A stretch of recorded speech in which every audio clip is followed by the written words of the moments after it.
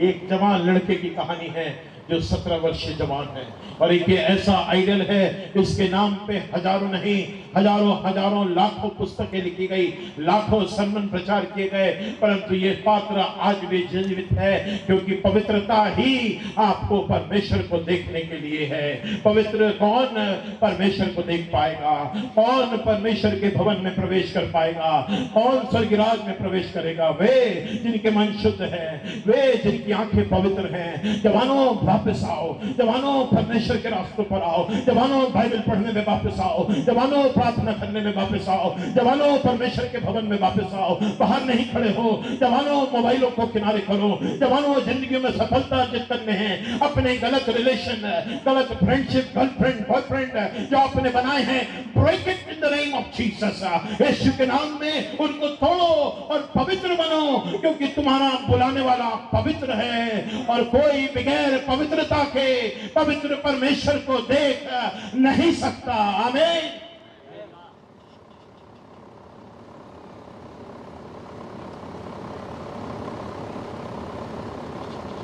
He was tempted.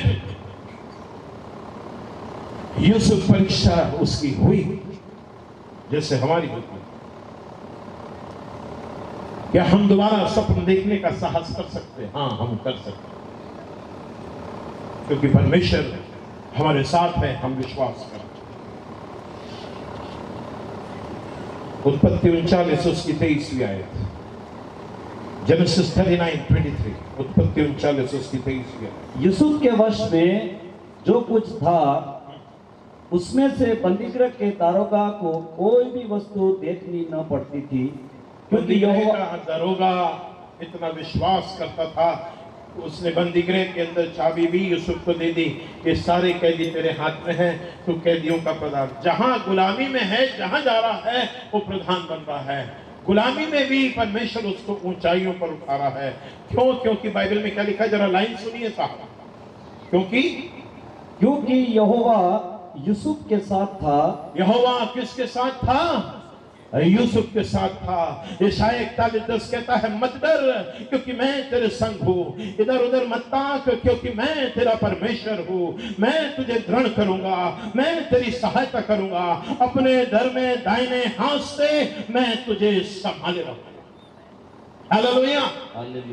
क्यों सफल हो रहा था? क्योंकि परमेश्वर यूसुफ के साथ था। यदि आपको सफल होना है, व्यवस्था की पुस्तक में दिन रात मन करें। यदि आपको आगे बढ़ना है, रात दिन व्यवस्था की पुस्तक में मन करें। मोबाइल से बाहर आए, चैटिंग से बाहर आए, मोबाइल से बातें करने में बाहर आए, कलीसिया के अंदर बैठे तो परमेश्वर का सम्मान करें, अपने माता पिता का सम्मान करें। मेरे जवानों, क्या हम दोबारा स्वप्न देखने का साहस कर सकते हैं? विश्वास करें, परमेश्वर के हाथों में सब कुछ नियंत्रण में है। God is in control and everything in God's hand. परमेश्वर के हाथों में सब कुछ है। यूसुफ, स्वप्न तूने देखा था, स्वप्न दिखाने वाला परमेश्वर था, स्वप्न पूरा करने वाला भी परमेश्वर है। आमीन। वो इज़राइल का परमेश्वर था, वो इज़राइल का परमेश्वर है, वो इज़राइल का परमेश्वर रहेगा और हमारा परमेश्वर रहेगा। हालेलुया। प्रधानमंत्री के पद तक पहुंचने के लिए यूसुफ को मिस्र देश में ये उसका प्रशिक्षण था। This was his training period. ये 13 वर्ष जो थे, इसलिए मैंने आपको शुरुआत में भजन संहिता पढ़ाया, उसको फिर से पढ़ दें। 105 उसकी 16वीं 17वीं 18वीं आयत। भजन संहिता 105 16 17 18।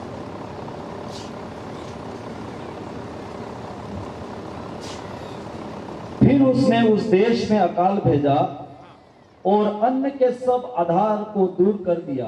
अन्न के सारे आधार को दूर कर दिया। उसने Difficulty comes in your life to know God's plan. परेशानियां आपके जीवन में आती हैं कि परमेश्वर की योजना को जाने।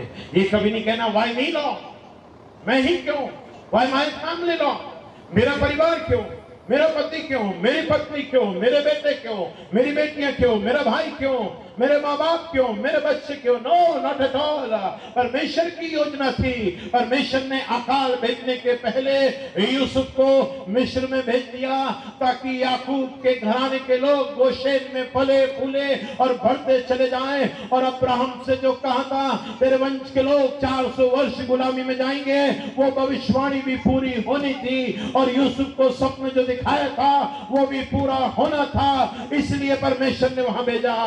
परेशानियां जीवन में आती हैं कि परमेश्वर की योजना को पहचाने, चुनौतियां जीवन में आती है कि परमेश्वर की योजना को समझ सके। मेरे प्रिय विश्वासियों, क्या हम दोबारा स्वप्न देखने का साहस कर सकते हैं? हाँ, हम विश्वास करें परमेश्वर जो कुछ भी हमारे जीवनों में करता है वो हमारी भलाई के लिए करता है। हालेलुया। जो कुछ भी परमेश्वर करता है वो हमारी भलाई के लिए करता है। मैं सिर्फ पॉइंट्स बता रहा हूं, उसके डिटेल में नहीं जा रहा हूं। मेहरबानी से पढ़े उत्पत्ति 50 उसकी 20वीं आयत। उत्पत्ति 50 उसकी 20वीं आयत। Genesis 50 verse 20। यद्यपि तुम लोगों ने हाँ मेरे लिए बुराई का विचार किया था, जी हाँ, परंतु परमेश्वर ने उसी बात में भलाई का विचार किया। तुमने बुराई का विचार किया। He is the coming the dreamer. ये स्वप्न देखने वाला आ रहा है, इसको बेच दो। मेरे प्रिय विश्वासियों, तुमने बुराई करी मेरे भाइयों, परंतु परमेश्वर ने तुम्हारी बुराई में मेरी भलाई को बदल दिया। हालेलुया। आगे चले।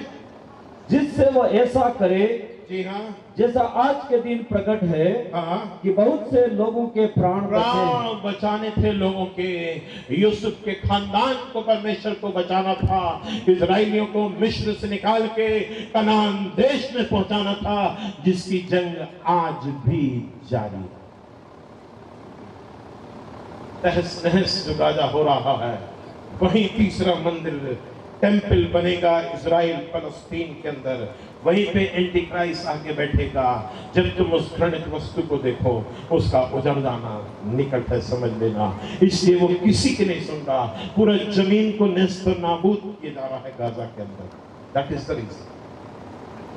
यही जंग है, यही मत्ती 24 है, यही लूका 21 है, रोमियो 8:28। और हम जानते हैं कि जो लोग परमेश्वर से प्रेम रखते हैं उनके लिए सब बातें मिलकर भलाई ही को उत्पन्न करती है, अर्थात उन्हीं के लिए जो उसकी इच्छा के अनुसार बुलाए हुए हैं। ये बाइबल की आयत है, बड़े ध्यान से सुने।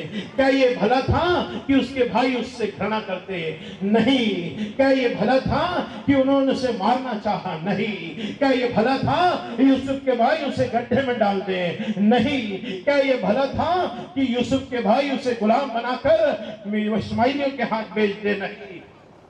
क्या ये भला था कि पोतीफर की पत्नी उस पर झूठे आरोप लगा के उसे बंदीगृह में डाल दे? नहीं। क्या ये भला था कि अन्याय करके उसे बंदीगृह में कैद करके उसको डाल दिया जाए? नहीं। ये बातें अच्छी नहीं थी, इसमें परमेश्वर की योजना थी। इस बातों में सब अंत में मिलकर यूसुफ के लिए भलाई उत्पन्न की, वह उसके भाइयों के लिए भलाई उत्पन्न हुई, यूसुफ के वंश के लिए भलाई उत्पन्न की, सारे मिस्र देश के लिए भलाई उत्पन्न करी, सारे दुनिया के लिए भलाई उत्पन्न करी, राजा के परिवार के लिए भलाई उत्पन्न करी, मेरे और आपके लिए भलाई उत्पन्न की। क्यों? क्योंकि जिस वंश को यूसुफ ने बचा लिया, उसी वंश से प्रभु यीशु मसीह आता है।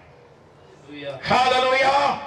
जगत का उद्धार करता प्रभु यीशु मसीह आता है। उसी वंश से मेरे और आपका उद्धार करता निकला। उसी प्रभु यीशु मसीह ने हमको बचा लिया। उसी प्रभु यीशु मसीह ने हमारी आत्मा को बचाया। उसी प्रभु यीशु मसीह ने हमको अनंत जीवन दिया। मोती भी यहाँ पर जो था, पीड़ा के बाद मोती जो है वो बनता है। तमाम तपन के बाद सोना भी जो है चोखा शुद्ध होता है। मेरे विश्वासियों, परमेश्वर अपनी योजना को पूरा करने में हमारा उपयोग करना चाहता है। God want to use us to fulfill His plan. परमेश्वर अपनी योजना को पूरा करने के लिए हमको इस्तेमाल करता है, क्योंकि कहता है यिर्मयाह 29:11 में, मैंने जो कुछ भी युक्ति तुम्हारे लिए ठानी है वो लाभ ही की है, हानि की नहीं है। अंत में मैं तुम्हारी आशा को पूरी करूंगा। यदि हम इस बात को स्मरण करें कि परमेश्वर हमारे साथ है तो हम सफल होंगे। परमेश्वर के हाथों में सब बातों का नियंत्रण है तो हम सफल होंगे। परमेश्वर भी हमारे जीवन में जो कुछ करता है वो भलाई के लिए करता है तो हम सफल होंगे। परमेश्वर अपनी योजना को पूरा करने के लिए हमें उपयोग में करना चाहता है तो हम सफल होंगे। Someone has said that success comes in our life, in our own families, with God's plan. सफलताएं हमारे जीवन में और परिवार में परमेश्वर की योजना के साथ आती है। कभी कुड़कुड़ाए नहीं, बुड़बुड़ाए नहीं, अपने स्थान में खड़े हो जाए। परमेश्वर हमसे प्रेम करता है।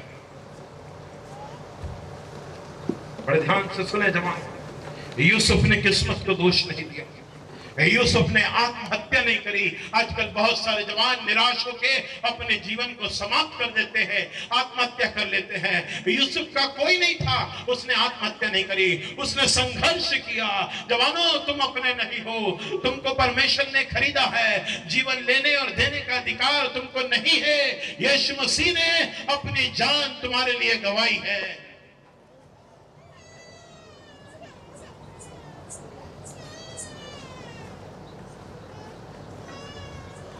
यीशु मसीह आपसे प्रेम करता है। उसने अपनी किस्मत को दोष नहीं दिया, उसने किसी के प्रति कोई कड़वाहट नहीं रखी।